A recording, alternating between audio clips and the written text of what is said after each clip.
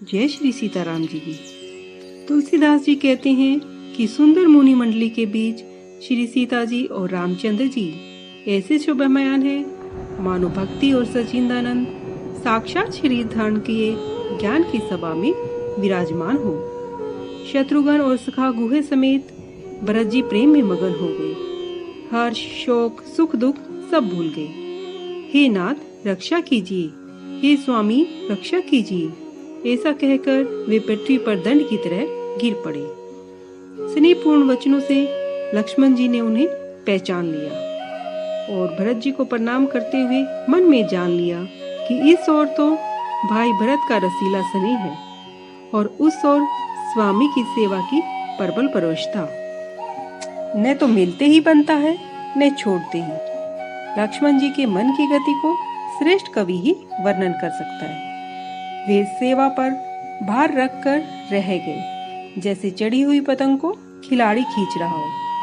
वे राम जी के चरणों में सिर निभाकर प्रेम सहित बोले, हे रघुनाथ जी, भरत जी प्रणाम कर रहे हैं। यह सुनकर प्रेम में अधीर हो राम जी उठे।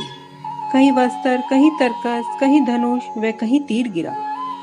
दया निधान राम जी ने उनको बरजोरी उठाकर हृदय से लगा लिया। भरत और राम जी का मिलाप देखकर सब अपने आप को भूल गए। मिलाप की प्रीति कैसे बखानी जाए, वह कर्म मन और वाणी से कवियों को भी अगम्य है। मन बुद्धि चित्त और अहंकार को भुलाकर दोनों भाई प्रेम में मगन हो गए। कहिए उस उत्तम प्रीति को कौन प्रकट करे? कवि की गति किसकी छाया का अनुसरण करे? कवि को अक्षरों का अर्थ सहित ही सच्चा बल है। नृत्य ताल की गति के अनुसार ही नाचता है। भरत जी और राम जी का स्नेह अगम्य है, जहाँ ब्रह्मा विष्णु महेश का भी मन नहीं जा सकता। उस प्रेम को मैं कुबुद्धि किस प्रकार कहूँ? क्या कभी गांडर की तात से सुंदर राग बजाया जा सकता है? भरत जी और राम जी का मिलाप देखकर देवगणों की छाती भय के मारे धड़कने लगी। तब देवगुरु बृहस्पति जी ने उन्हें समझाया। तब वे जागे और फूल बरसाकर प्रशंसा करने लगे। फिर प्रेम के साथ शत्रुघ्न से मिलकर रामचंद्र जी ने केवट से भेंट की। प्रणाम करते हुए लक्ष्मण जी से भरत जी बड़े प्रेम से मिले। तब लक्ष्मण जी ललक कर छोटे भाई शत्रुघ्न से मिले। फिर गुहे को हृदय से लगा लिया। फिर दोनों भाइयों ने मुनियों को प्रणाम किया तथा मनमाना आशीर्वाद पाकर प्रसन्न हुए। शत्रुघ्न समेत भरत जी स्नेह से उमग कर सीता जी के चरण बिंदों को सिर पर चढ़ाकर बारंबार प्रणाम करने लगे। सीता जी ने उन्हें उठाकर अपने कर कमल से स्पर्श कर दोनों को बैठाया। जानकी जी ने मन ही मन आशीर्वाद दिया, क्योंकि वे स्नेह में मगन हैं, उन्हें देह की सुधि नहीं है।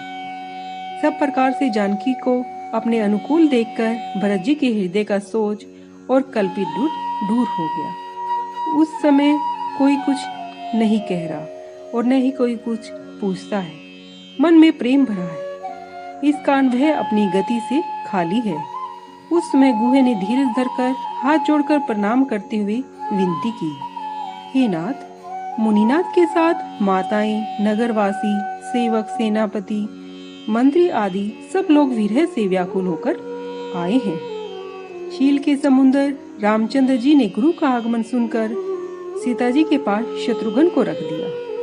उसी समय बड़ी जल्दी से धीर धुरंधर दया निधान रामचंद्र जी चले। गुरुदेव को लक्ष्मण सहित रामचंद्र जी स्नेह में मगन साष्टांग प्रणाम करने लगे। मुनिवर ने दौड़कर उन्हें अपनी छाती से लगा लिया और प्रेम में भरकर दोनों भाइयों से मिले।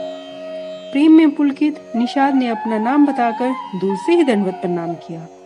राम सखा जान मुनि ने उसे बरबस हृदय से लगा लिया, मानो पृथ्वी पर लौटते हुए स्नेह को समेट लिया हो। राम जी की भक्ति आनंद मंगल की मूल है।